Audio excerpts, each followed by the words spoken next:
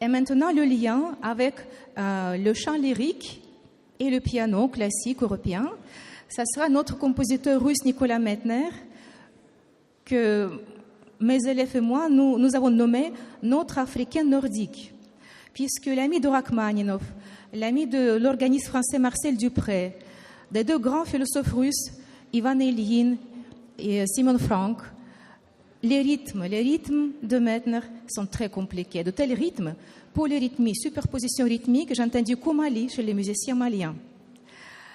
Il est né en 1880 et mort en 1951. Il a vécu en Russie, au Berlin, 3 ans, ensuite 12 ans en France, et nous avons placé la plaque commémorative sur sa maison à Meudon, 20 avenue du Château, et ensuite 16 ans à Londres, et il est décédé à Londres. J'étais sur sa tombe. Un très beau rosier a poussé sur sa tombe, et les racines viennent sous la pierre tombale.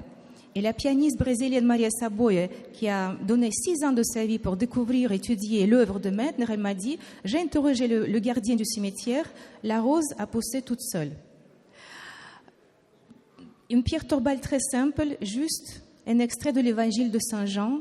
« Dieu dit à l'homme, sans moi, vous ne pouvez créer rien. » Et Medtner était très proche de Dieu. Il a même mis les prières pour la Russie dans sa musique. Quand a commencé la Deuxième Guerre mondiale, il y a les prières pour la Russie dans la musique de Medtner.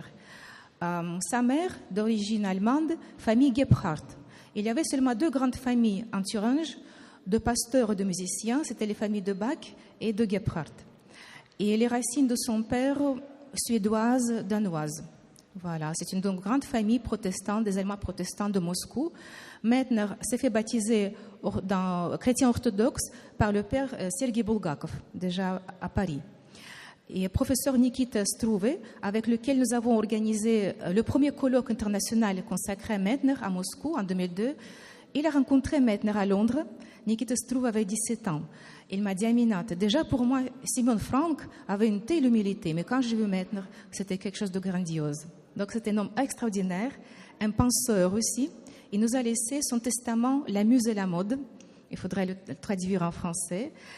Et aujourd'hui, nous allons jouer pour vous, interpréter un cycle de Medtner, opus 24, qui est écrit en russe, mais traduit en français.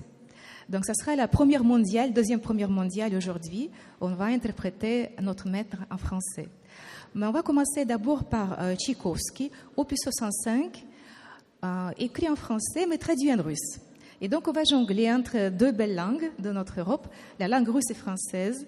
Et ensuite, quelques peut-être cadeaux ou surprises, si vous êtes toujours là, si vous aimez. Voilà, il y aura un 3e compositeur. Donc, je présente mezzo-soprano Alina Sinielnikova et je vais l'accompagner au piano.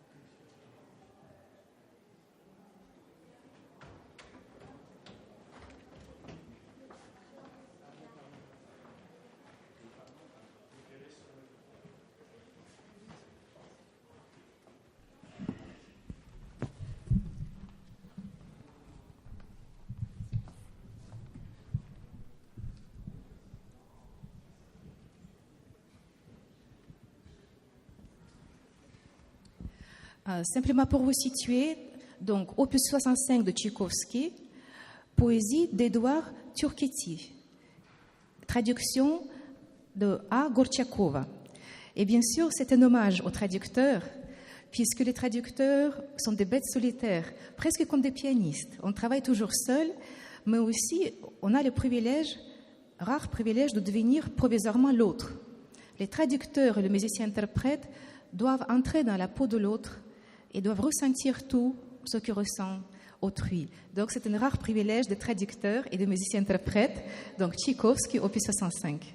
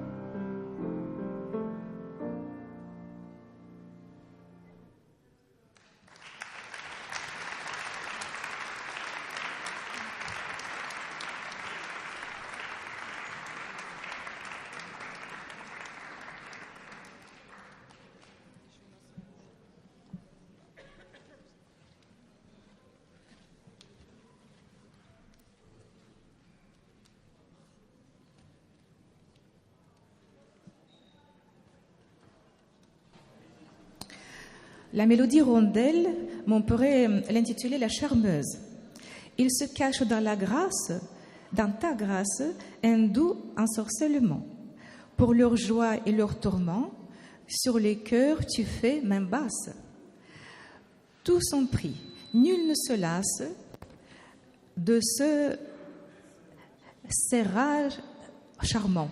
Voilà, mais allez, nous chantera mieux, main russe. Voilà.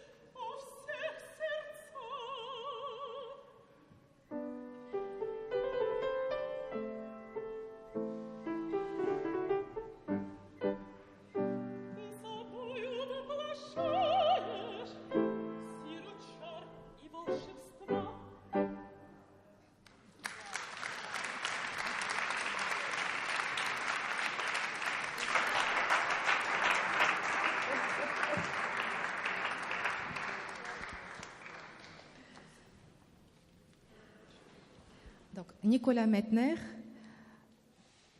musicien penseur. Il a choisi aussi également un poète russe penseur, un très très grand poète russe, Fyodor Tyutchev. On connaît sa célèbre phrase « Toute pensée qui s'exprime est mensonge ». Cela veut dire que son être intérieur, son homme intérieur était si profond, et vous allez voir, c'est quand même très très rare musique et très rare parole. Il est écrit qu'il est plus qu'un poète. Il était également d'abord un diplomate de carrière. Il a longuement vécu en Europe. Et aussi, ce que je viens de découvrir, à Munich, il a rencontré Schelling et Heine, mais pour lui, la poésie, il ne s'occupait pas du tout, ni de sa production, ni de son édition. C'est Ivan Turgenev qui a édité son premier recueil de poèmes. C'est la Russie qu'il aimait beaucoup, qui l'intéressait plus. Et après une rencontre en 1843 avec le tout-puissant Beckendorf, il a obtenu de l'empereur Nicolas Ier la carte blanche pour toutes ses publications politiques sur les questions politiques entre l'Europe et la Russie, puisque c'était l'un des premiers qui s'est soucié de l'image que projetait la Russie dans le monde et surtout dans l'Europe occidentale. Ça, c'était sa mission. En tant que poète, les spécialistes disent et soulignent dans son œuvre une extrême densité sémantique et une abondance thématique presque démesurée, ce qui permet à l'auteur, à Tютchev, d'exprimer les profondeurs des contradictions tragiques de l'être et du cosmos. Et là, je vais vous lire quand même les paroles avant chaque mélodie, sauf une, la plus profonde pour ne pas influencer votre perception. Donc, Nicolas Mettner.